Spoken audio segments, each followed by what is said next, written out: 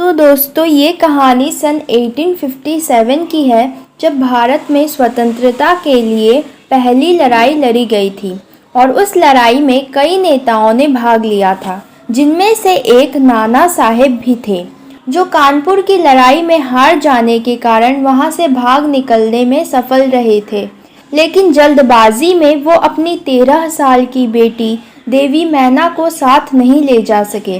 देवी मैना अपने पिता के महल बिठूर, जो कि कानपुर में है, वहां पर रहती थी और अंग्रेज़ों ने उसे बड़ी ही निर्ममता से अग्नि में भस्म कर दिया, जो किसी पत्थर दिल इंसान को भी रुला सकता है।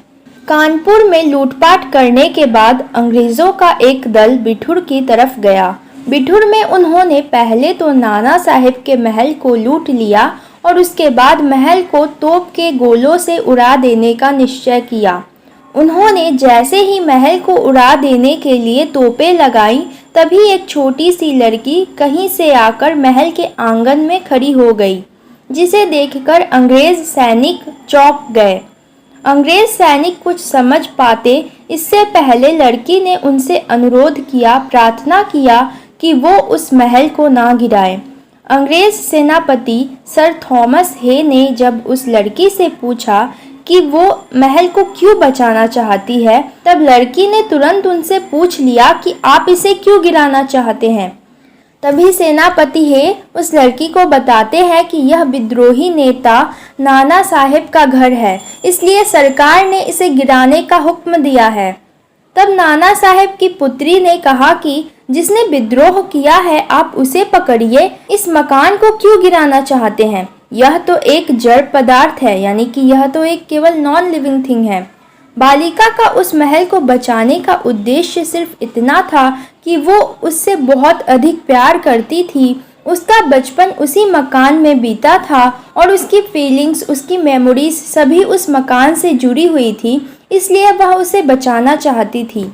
सेनापति हे को बालिका की बातें सुनकर बहुत दुख हुआ।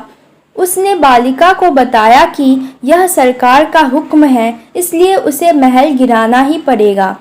तब बालिका ने, यानी कि वो लड़की ने, अपना परिचय सेनापति को देते हुए कहा कि वह उनको जानती है, वह जनरल हे हैं और उनकी बेटी मैरी उसकी बहुत अच्छी दोस्त थी। कई साल पहले वो और उनकी बेटी उसके घर पर आते थे। बालिका ने बताया कि उनकी पुत्री की एक चिट्ठी अभी भी उसके पास है और वह मैरी की मृत्यु का समाचार सुनकर बहुत दुखी भी थी। अब सेनापति हे उसे पहचान गया कि वह नाना साहेब की पुत्री है। उसे उस पर दया भी आई। वह बालिका को आश्वासन देता है कि वह उसकी रक्षा करने की पूरी कोशिश करेगा। तभी प्रधान सेनापति आउट्रम थोड़ा नाराज होते हुए वहां आ जाता है और पूछने लगता है कि अभी तक महल को क्यों नहीं गिराया गया। तभी सेनापति हे जो होते हैं वो उनसे महल को बचाने की विनती करता है, लेकिन प्रधान सेनापति आउट्रम कहता है कि लॉर्ड कैनिंग, जो कि गवर्नर जनरल था, उसकी इजाज़त के बिना हम ऐसा नहीं कर सकते। वो आगे कहता है कि यह महल नहीं बचेगा, क्योंकि इन लोगों के विद्रोह के कारण अंग्रेजों का गुस्सा 7वें आसमान पर है और नाना साहेब और उनके वंश पर दया दिखाने का सवाल ही पैदा नहीं होता है।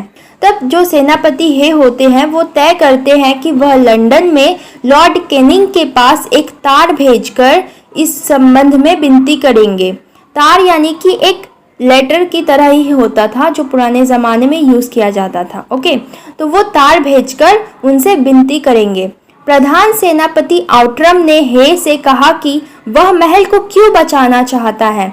नाना की लड़की हमारे सामने है, हमें उसे गिरफ्तार कर इस महल को भस्म करना ही होगा। इसके बाद सेनापति हे दुखी होकर वहां से चले गए और प्रधान सेनापति ने महल को घेर लिया और देवी मैना को भी खूब ढूंढा, लेकिन वह कहीं नहीं मिली। उसी शाम लॉर्ड कैनिंग का भी जवाब आ गया कि नाना साहेब और उनसे संबंधित जो भी स्मृतियां हैं उन सबको नष्ट कर दिया जाए। उसके बाद उन्होंने महल को तोप से उड़ा दिया।